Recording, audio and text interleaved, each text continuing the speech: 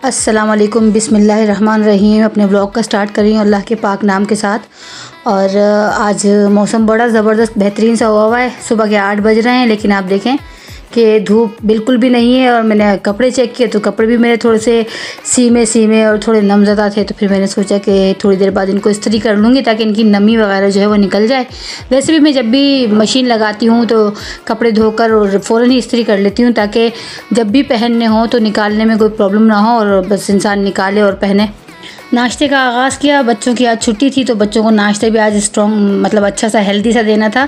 ये मैं बनाती हूँ ऑमलेट। उसके अंदर में थोड़ी हरी मिर्च और थोड़ा धनिया और पुदीना जो मेरे पास अवेलेबल होता है, और टमाटर और प्याज बारीक बारीक काट कर फिर मैं ऑमलेट बनाती हूँ। मेरा बेटा चूँकि वो ऑमलेट वगैरह ज़्यादा नहीं खाता, वो हाफ़ फ्राई अंडा ही खाता है, तो इसलिए मैं उसको हाफ़ फ्राई एग बना कर देती हूँ। बेटी मेरी ऑमलेट खा लेती, तो मैंने उसके लिए और अपने लिए ऑमलेट बनाया।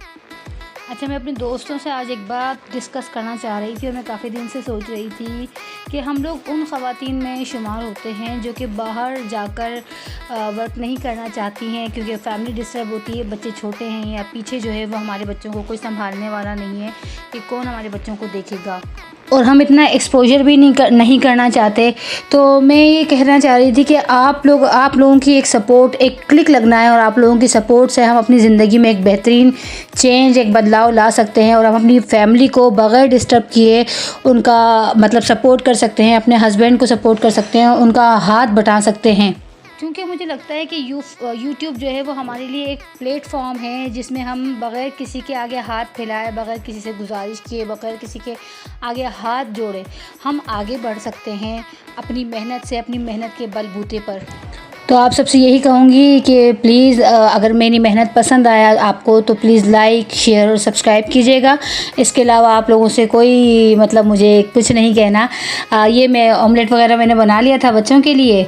अब मैं जो है इसके बच्चों को नाश्ता करवाने के बाद जो है मैं अपने कपड़े जो है जितने भी हैं वो सब आयरन वगैरह करके फिर मैं दोपहर की खाने की तैयारी करूँगी। क्योंकि मौसम जो है वो थोड़ा सा गर्म भी हो रहा है और हब्स भी हो रहा है, तो हो सकता है शायद शाम में बारिश वगैरह हो जाए।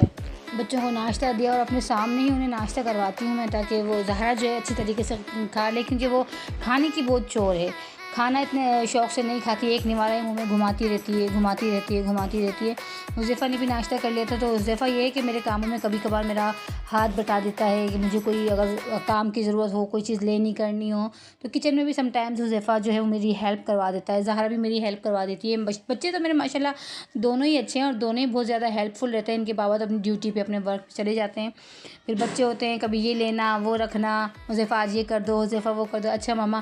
फिर हुज़ैफ़ा को मुझे पढ़ाना भी था, ये आयरन वगैरह से फ़ारिग होकर हुज़ैफ़ा को लेके बैठना था, क्योंकि इसके मैथ्स के 2 चैप्टर्स हो गए थे। तो मैंने कहा चलो देखती हूँ कि क्या क्या काम हो रहा है। ट्यूशन तो अगले महीने से भेजूँगी, ज़ाहिर सी बात है। अभी इस मंथ तो हमारा बहुत ज़्यादा कोर्सेज़ वगैरह ये वो इन चीज़ों में बहुत ज़्यादा एक्सपेंसेस हो गए थे।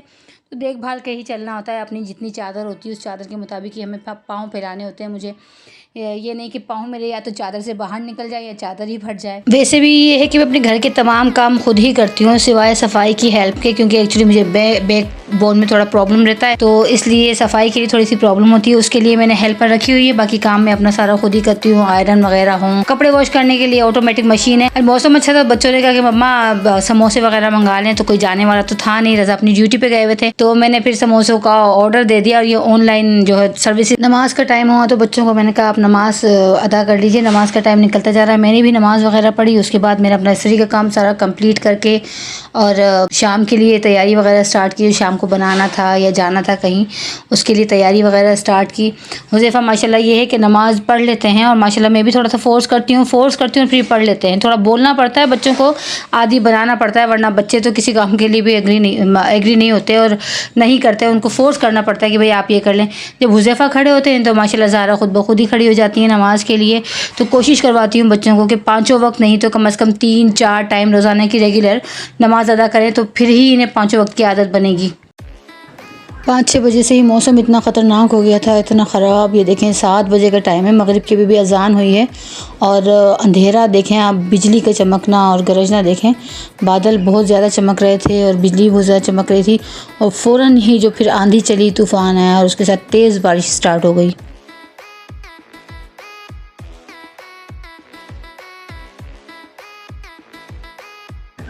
अच्छा फ्रेंड्स, मैं एक बात आप लोगों से ये भी कहती चलूँ कि मैं इस बारिश में ना तो मैं ख़ुद बाहर निकलती हूँ और ना मैं बच्चों को या अपने हस्बैंड को बाहर जाने देती हूँ, क्योंकि इस मौसम में जो है वो खंभों के तार अक्सर टूट के गिर जाते हैं या खंभों में भी करंट आ रहा होता है। तो आपसे यही गुजारिश है कि आप भी अपने प्यारों की हिफाजत का ख्याल रखिए, ख़ुद भी बाहर मत जाइए ऐसे मौसम में और अपने बच्चों को भी बाहर जाने मत दीजिए, क्योंकि हमारे यहाँ तो ऐसा ही निज़ाम है, बारिश क्या बरसती है, एक तो 8-8 घंटे की 9-9 घंटे की लाइट चली जाती है और उसके बाद जो फिर नुकसानात होते हैं, खंभों में करंट आना, तारों का गिर जाना और दूसरी प्रॉब्लम्स का होना, पानी का भर जाना अक्सर, और मेन होल्स जो खुले होते हैं जिनके ढक्कन चोरी जाते हैं, उनमें भी काफ़ी हादसात आए रोज़ होते रहते हैं। और पिछले दिनों की बारिश में जो कुछ सुनने और जो कुछ देखने को मिला, जो वीडियोस वगैरह हमारे पास आई, उसमें लोग खंबे से बस करीब से गुजरे हैं, हाथ भी किसी ने नहीं लगाया और खंभों से करंट खाकर गिर पड़े हैं और कितना जानी और माली नुकसान हुआ है।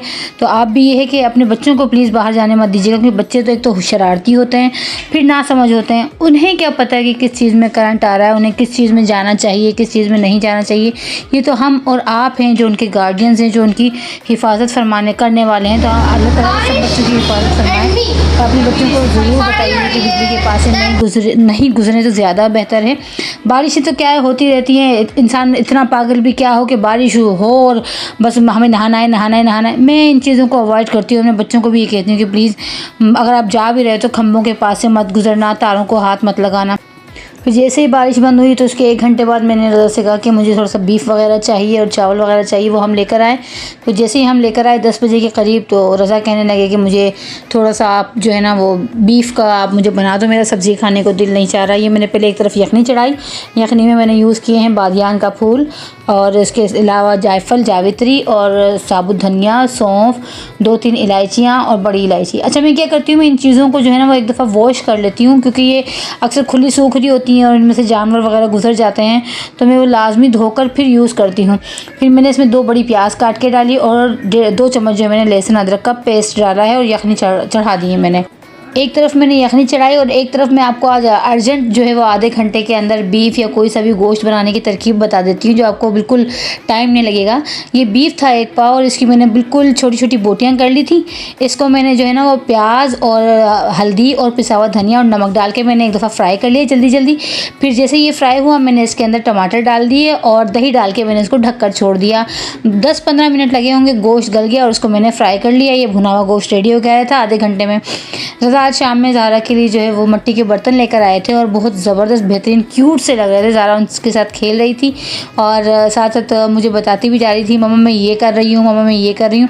ये इस वक्त ज़ारा मुझे बता रही है कि मम्मा मैं इसमें आटा गूँध रही हूँ और उसके बाद मैं रोटी बनाऊँगी।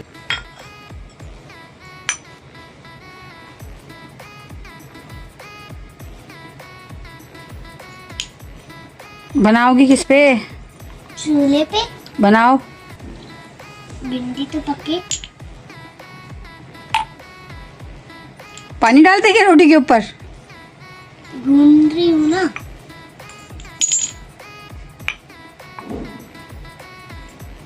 अरे बेलते थोड़ी है। तो मुझे क्या पता, मैं तो खेल रही हूँ।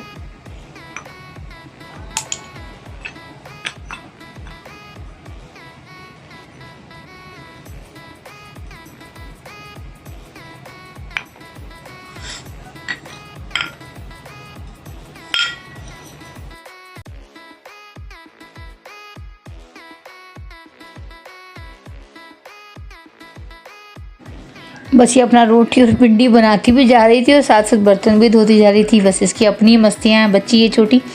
अच्छा भी लगता है तो मैंने कहा ठीक है थोड़ी सी वीडियो बना लेती हूँ। कहने लगी मम्मा मेरी थोड़ी सी वीडियो बनाएं और मेरी वीडियो शेयर ज़रूर कीजिएगा। मैंने कहा हाँ भाई तुम्हारी वीडियो ज़रूर शेयर करूँगी। बहुत क्यूट लग रही थी चीज़ें बनाती हुई। बस ज़ारा अपना खेलती जा रही थी। ओ मैं आपके साथ जो है वो फ़ाइनल जो शक्ल थी फ्राई आलू गोश्त की वो शेयर करना भूल गई। वो भी अभी आपके साथ शेयर करती हूँ कि उसकी फ़ाइनल शक्ल कैसे निकल के आई है अर्जेंट आलू गोश्त की। और उसको मैंने आज जैसे आपको बताया कि बहुत कम मसाले में और बहुत कम टाइम में सिर्फ आधे घंटे के अर्जेंट टाइमिंग पर मैंने उसको तैयार किया था। ये देखें इसकी फ़ाइनल शक्ल। हरा धनिया मैंने ऊपर से गार्निश के लिए डाला और हरी मिर्च मैंने सिर्फ पोस्ट को डालने के लिए लगाई थी हरी मिर्ची, अदरवाइज़ हरी मिर्ची इसके अंदर बिल्कुल भी नहीं है, या लाल मिर्ची बिल्कुल नहीं है। एक्चुअली लाइट हमारी चली गई थी, और वही कि 9 घंटे की लाइट चली जाती है, यहाँ कोई पुरसाने हाल नहीं है। जनरेटर और यूपीएस भी कब तक साथ देंगे, सब फेल हो जाता है। पाकिस्तान में आकर तो हर चीज़ आके हाथ जोड़ लेती है कि भाई यहाँ हमसे कुछ ना हो पाएगा, हमसे कुछ मत कहो। तो वही था दोस्तों, फिर इसी व्लॉग के साथ, इसी अपनी कोशिश के साथ आपसे इजाज़त चाहती हूँ। ये मेरी कोशिश थी। पसंद आए तो लाइक शेयर और कमेंट ज़रूर कीजिएगा। अगर आपको कोई गलती भी लगे तो मुझे ज़रूर बताइएगा। अल्लाह हाफिज़।